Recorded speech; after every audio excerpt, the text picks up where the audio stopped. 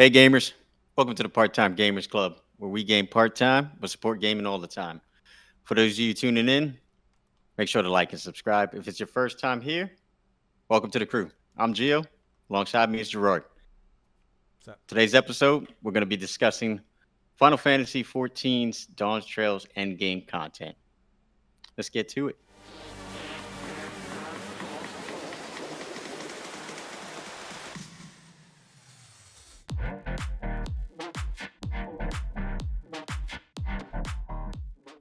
this episode is going to be a little bit different than our previous Final Fantasy episode, and I would like to address the comments that were laid on the story-wise on like why the community was against. I don't want to say against, but opposed to the story that was presented in Dawntrail. I did read some of your comments. I understand the community is very upset, and after talking to some people, I realized that not everyone is on the same page when it comes to the story. There are some people who liked it, some people who had no idea that the community was upset, and then the large majority was like upset about like things that made no sense in the story. A good example is that, and there's going to be shouting names, so if you don't know any names or if you don't have not played Dawntrail, noted spoilers at least, and there's going to be a lot of spoilers in this episode, so please, if you haven't already, please go play the game and Dawntrail expansion. Aaronville is supposed to be the best friend of Wook-Lamont. Aaronville is the reason why we decided to join Wook-Lamont in like the new in Tulia. And somehow, when Aaronville goes through a traumatic experience of losing his mother, Wook-Lamont does do nothing. Does not say, "I'm sorry, bruh," or "I got you," or "You can take your time." No, it was just a My passing. Let's condolences. go. Let's go. We got this. And I'm just like, Wook-Lamont, you yourself has lost a parent very recently, and you do not share the same, like, you do not empathize with a person who's going through the exact same stuff. It is kind of weird to see, and those kind of plot holes do add up to make an experience very clunky and unrewarding. But yeah, those I will agree, and I will say this on public record. I personally enjoyed the story, but I did see the inconsistencies and things like that. I did not think that the story was amazing, nor do I want to say the story had no problems. It has its own problems. It's very much not like Shadowbringers or Endwalker kind of story, but I'm willing to forgive them for missing some things. Once again, voice acting aside, I listened to Japanese voice acting, so any English voice acting comments I'm going to ignore. It was terrible. I just listened to a few clips, and in comparison to the Japanese voice version, it's Yes. god awful. Yes. So this episode is going to be morely towards Endgame and its difference, and if it's worthy of what Final Fantasy fans have expected. Now, Gia, what kind of Endgame content are you used to knowing for like all the MMOs you played in the past? Well, obviously, when I played most of the ones I played or most familiar with is World of Warcraft. So I was more familiar with the end game raids and the world bosses, stuff like that we did throughout. I know it changed a lot because I stopped playing after Burning Crusade. I believe maybe the beginning of Wrath of Lich King. I played a little bit, but not much. Which most people say that's a crime. So Yeah, it is what it is. um, some people but would say it's the crime.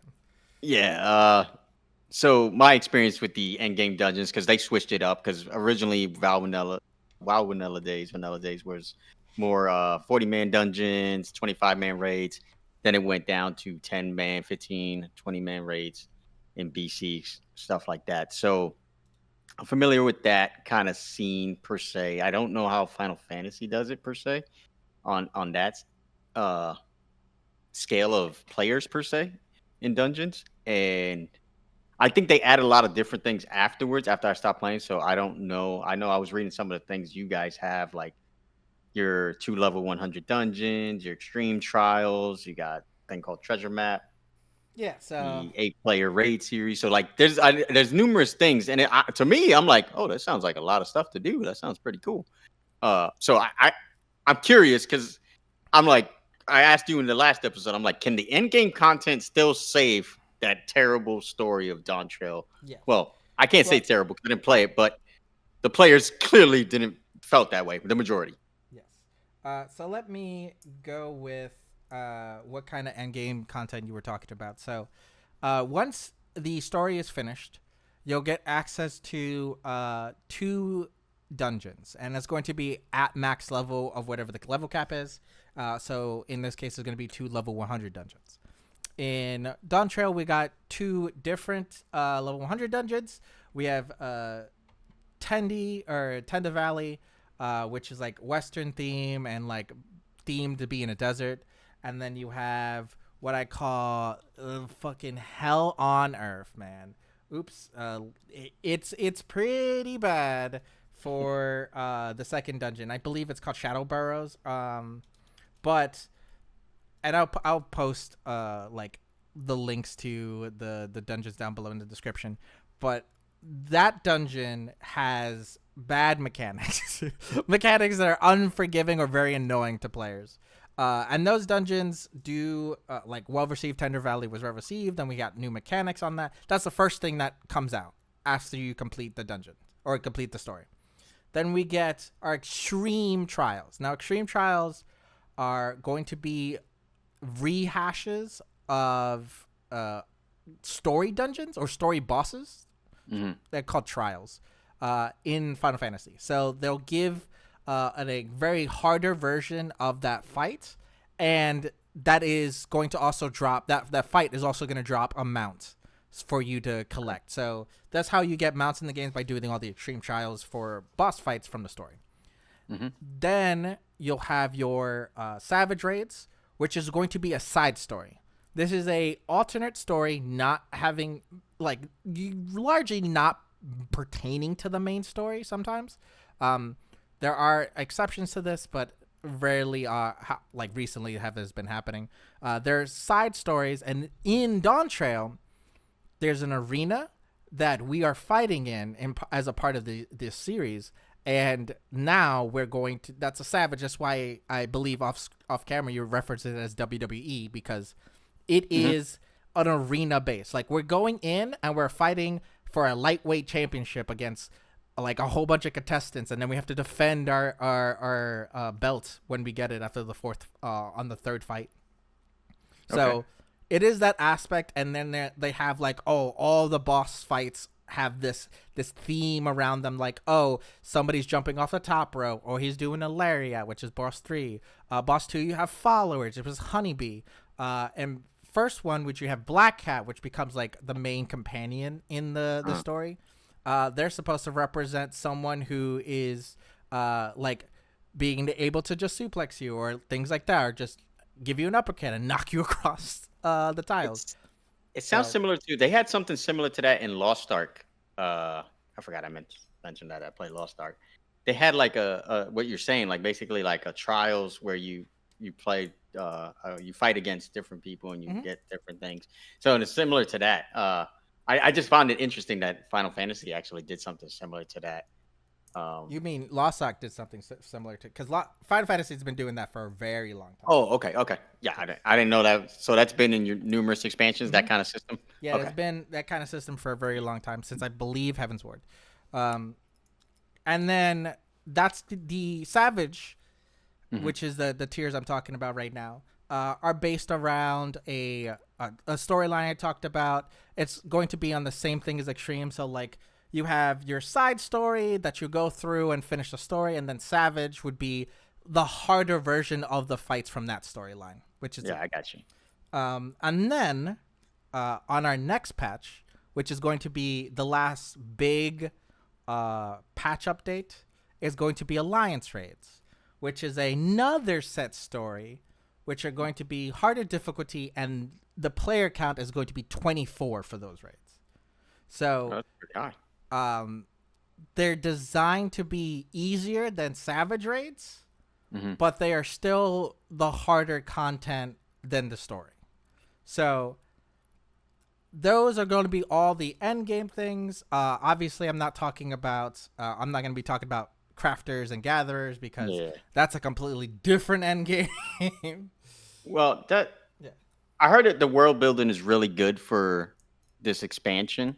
Mm-hmm. We have Texas. So I'm curious, like that's why I kind of wanted to talk about Final Fantasy XIV Dawntrail, especially after the backlash with the storyline. And I obviously, for those that don't know, I am a Final Fantasy fan. Just I've never got into the MMO. Just didn't happen. Neither MMO. He has not gotten into either MMO. No, I just didn't try any of them. Like I said, I was a WoW player, and then when I stopped playing WoW, I just kind of stayed away from MMOs for a while.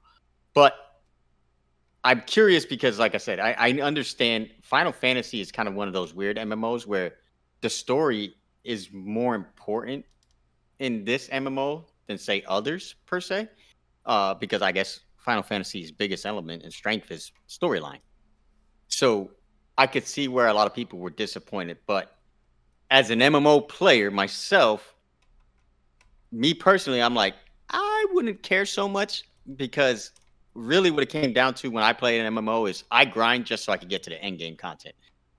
I really don't care too much about the storylines. And maybe it's because I didn't play a Final Fantasy MMO because I would assume it has a pretty damn good storyline usually because it's Final Fantasy and that's what you expect from a Final Fantasy game. Yes. So that's why I was asking you. I'm like, all right, so what's your impressions right now of Endgame? Is there any excitement that you're hearing inside the community based on these dungeons, based on these trials? Like, have the boss fights been exciting, engaging, challenging? You know what I mean? And then that's a real question because what happens is, okay, so the recent content is the Savage Raids that came out, and they come out in 3 tiers. So the way the rotation works for patches is that the very first end game content is going to be your Savage Raids. This is long before or long after the patch is released. So patch like 7.05 is going to be your Savage Raids, and you're going to have your crafters, like your end game crafting gear set up. Mm-hmm. Then you're going to get, after that, the major patch was like 7.1, which is going to be your Alliance Raid. Alliance Raid is going to come out. Then the next patch after that, after a while of Alliance Raid, you're going to have some update on story, and then back to doing Savage Raid, the second tier of it, and then follow that same rotation of Savage tier, Alliance raids, and then story updates. They're going to keep doing that 3 times. So there's 3 tiers in Savage. You have 1 to 4, 5 to 8, and then 9 to technically 13 because door bosses exist. And then Alliance is going to do the exact same. You're going to have 4 Alliance dungeons and then another. I don't want to say 4 Alliance dungeons. It's Alliance dungeon, story, Alliance dungeon, story, Alliance dungeon. And those are going to be 24-man raids. While the Savages and the Extremes, both of those, are 8-man. Those are you need 8 people. Did you guys ever have 24-man raids before? Or is this like something new? No, it's been out for a very long time. If anything, the story in the very, very beginning, the very first Alliance raids, called like around Cypress Tower, Crystal Tower, actually comes back full circle and ends up being a pivotal point in one of the expansions in Shadow Walker. So it is the only Alliance raid that you are required to do. Okay. None of the other contents are like the other Alliance raids you are required to do, but you will miss out on a lot of lore. Okay. So that is basically how Endgame works. Now there are treasure maps, as you mentioned before.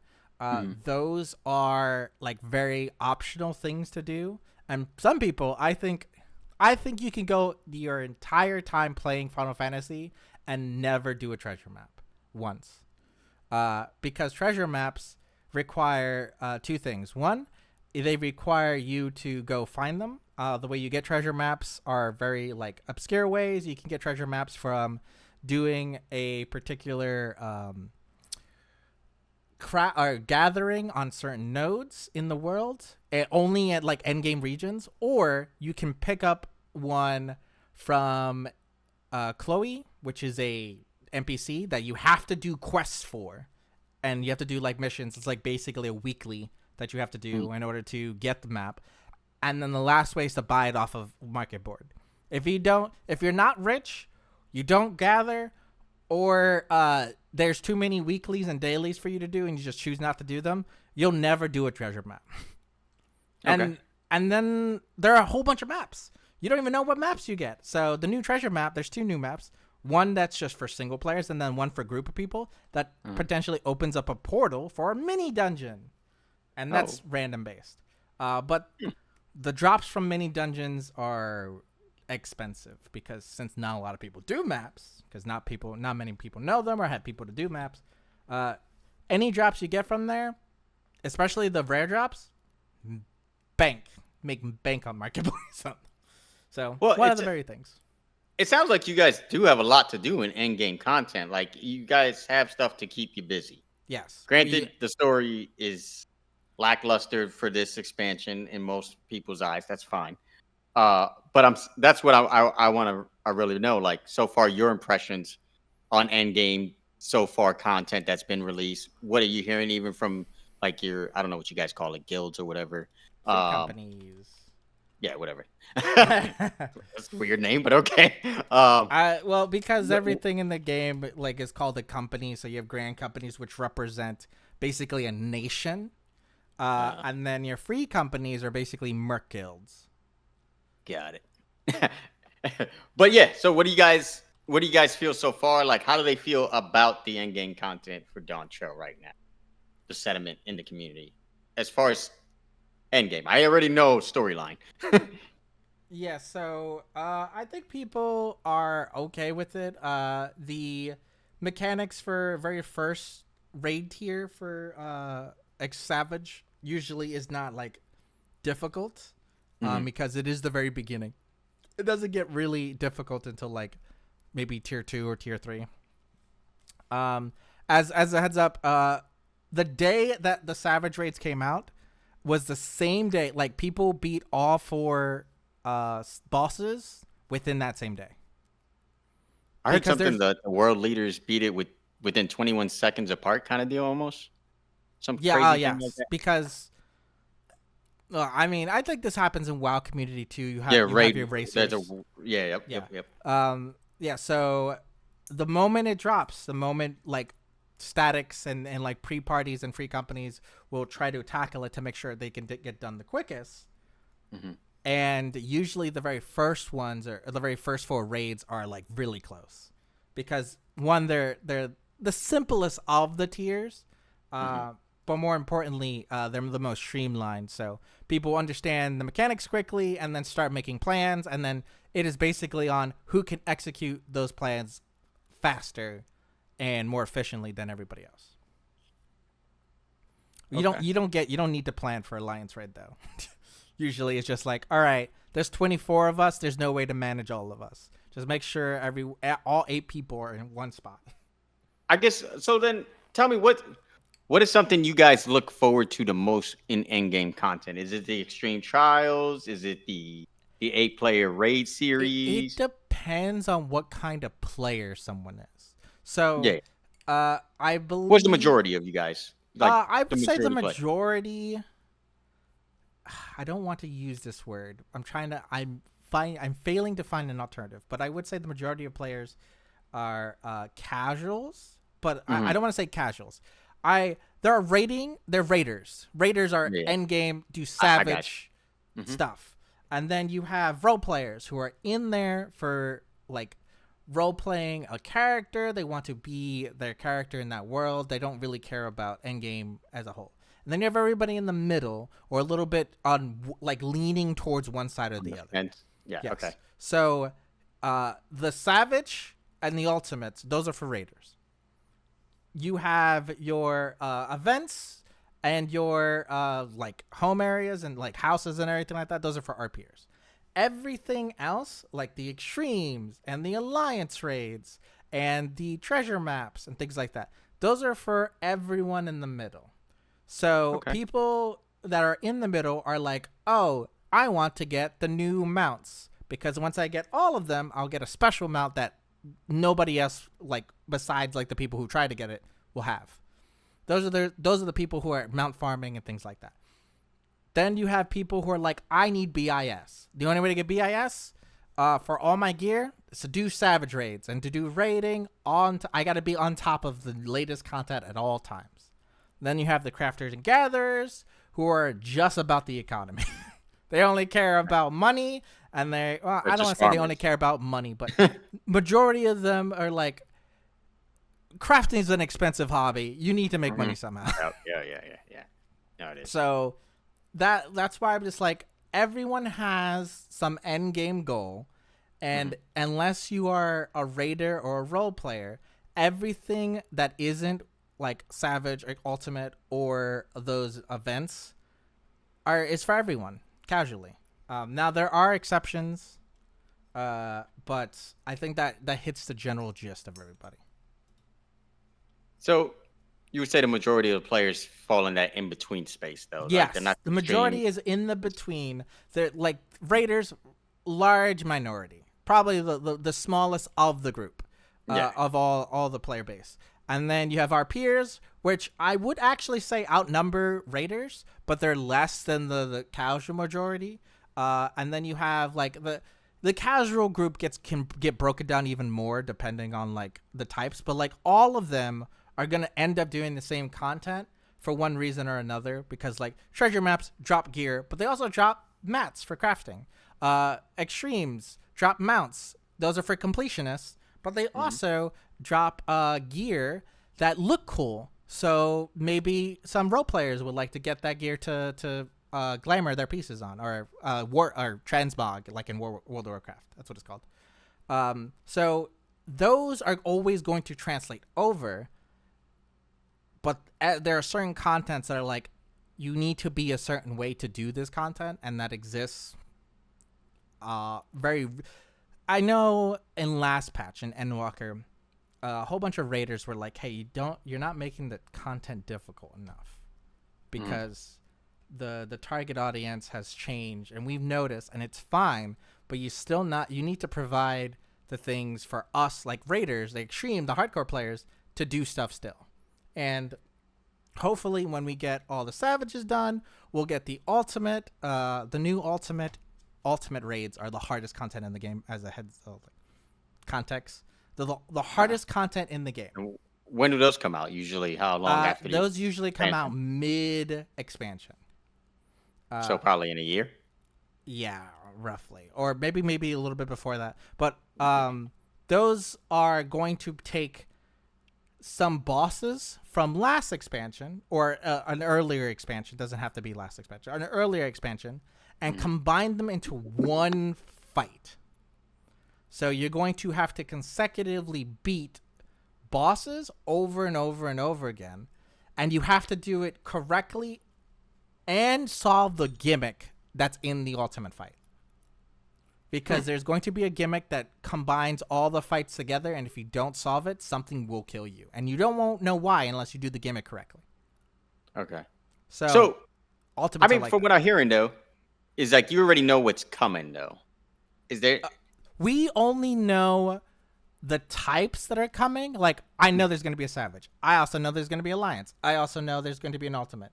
But we never know what it is going to be.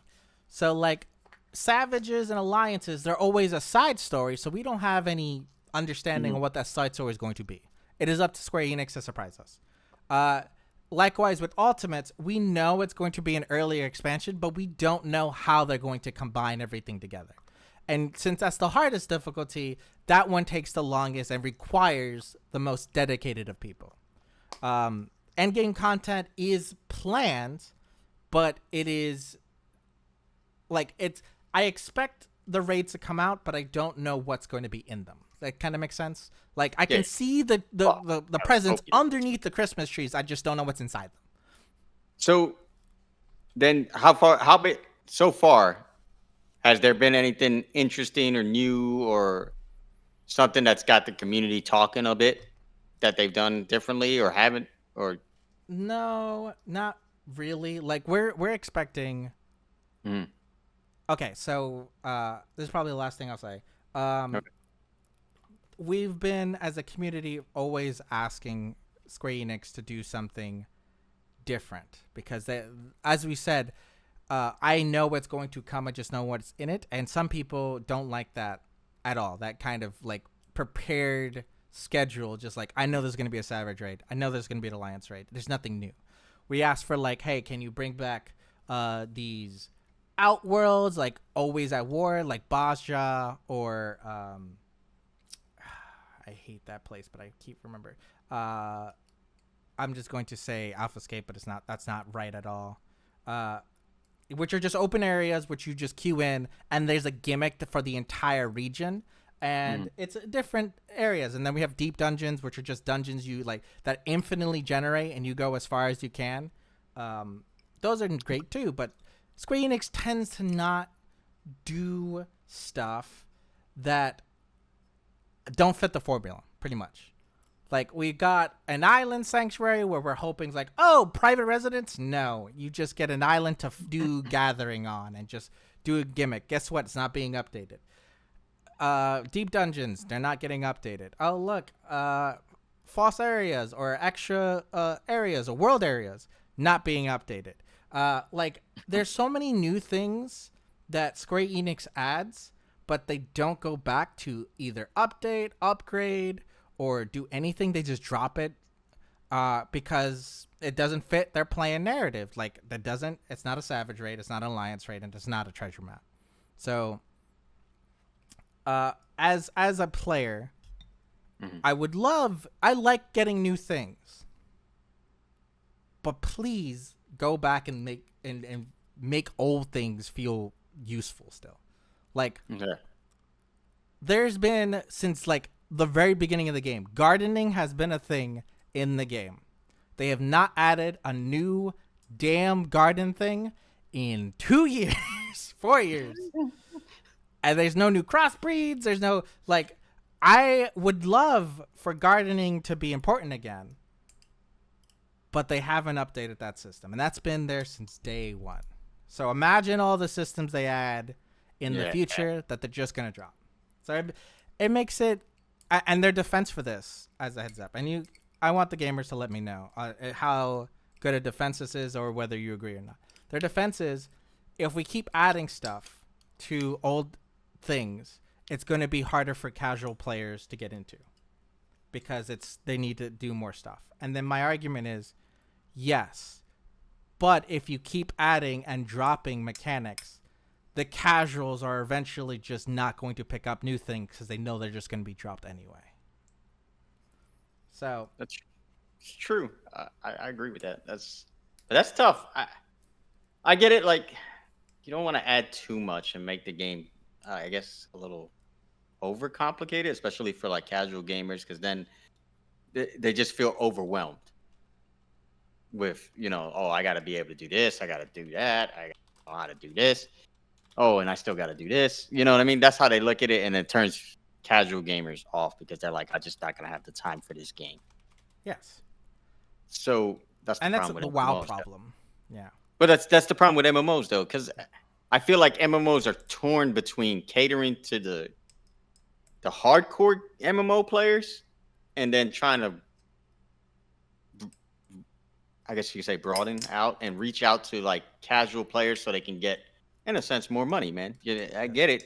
You got to make it more accessible, the game, to more casual players. But I don't know. I think they got to kind of do something like servers for like the hardcore focused players. and there's technically already have been, like, they have not like established this, but the community has basically done it for them. So yeah, I know Gilgamesh is going to be a raiding server because all the raiders are on Gilgamesh. okay. And then Coral's gonna, I don't know about nowadays, but Coral was an RP server, and I think that's gonna stay an RP server because the RPers are going to be there. Like, people naturally congregate with people like them. So servers tend to just form themselves to be one or the other. And then you have like splits, but like those are going to be just forming naturally. So if Square Enix doesn't have to do it, then that's fine for them, but they could just be better at it. True. Well, don't get me started on server either. I won't. I got you. But yeah, that's pretty much it. Endgame wise. What would you rate the end game so far in comparison to the other expansions? Well, I haven't had time to do Savage Raids, but looking at some guides for the Savages, I don't think they're that difficult. I mean, there are like 3 and 4. There are like memory mechanics in those fights, and I tend to think those are probably the most difficult of the mechanics, just remembering how stuff goes. But memory is not a teachable skill, so it really depends on the day you go in. So if I was gonna give this score out of 10 as a heads up, like just 1 being the lowest, it fucking sucks, to 10 being it's the best expand or like end game ever, I'll give it like a 6.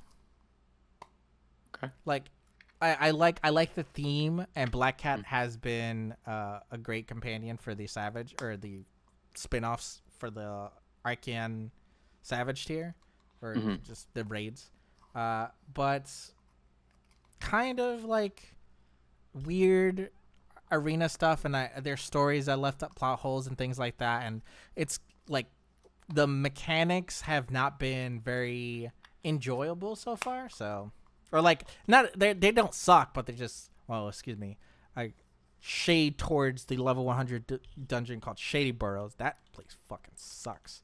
But yeah, besides that, like, it's the same old, but just a little nice twist, just a little extras. They put an extra jalapeno in. That's what they did. All right. I was just curious because, with, like I said, with the story, I was just wondering, like, can this expansion at least redeem itself with the end game content? And is it at least doing that? Yes.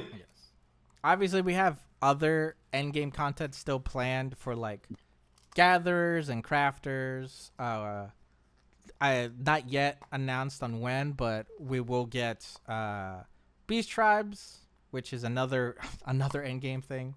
For the funniest thing is they complain that they want to have new things be simple for casuals, but whenever you add the guaranteed stuff, it just adds more stuff for the casuals to do. So can't win. All right, that seems do you have any final questions? No, that was it, man. I was just kind of curious about the end game and just kind of get an understanding of it and seeing if that could actually do something for Dawntrail and kind of help save that expansion, because I know a lot of people have been quite hard on it, to say the least. I mean, that's with every expansion for Final Fantasy, at least. And if you ever play the game, you can experience the story and just pretend it's a single-player game. That is it for us gamers. Make sure you leave down a comment down below. I want to hear your thoughts and opinions on Dawntrail if you play it, or if you're not a Dawntrail player, what are your thoughts and opinions about games that add stuff and don't update them? Let your rage flow in the comments. That's it from us, guys. Peace. Later. Thank you for watching this episode of the Part-Time Gamers Podcast. Be sure to like the video and subscribe to our channel for more content like this. And follow us on our other social platforms on TikTok, Instagram, and Discord. Links for those will be provided in the description. Thank you again. We will see you on the next episode of the podcast. And make sure you make some time for video games. Peace.